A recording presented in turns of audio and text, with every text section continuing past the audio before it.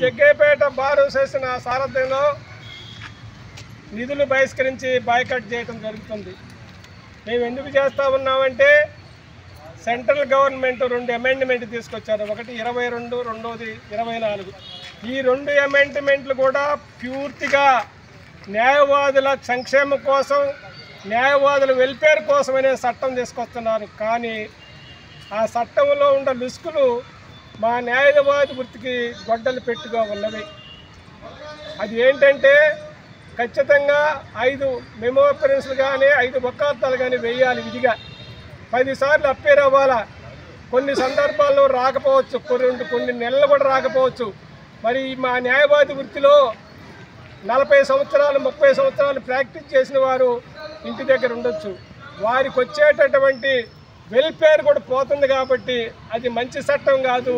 అందుకోసమే యావత్ భారతదేశంలో మన రాష్ట్రంలో కూడా న్యాయవాదులందరూ దీన్ని నిరసిస్తూ గర్హిస్తూ నిరసన తెలుపుతున్నారు.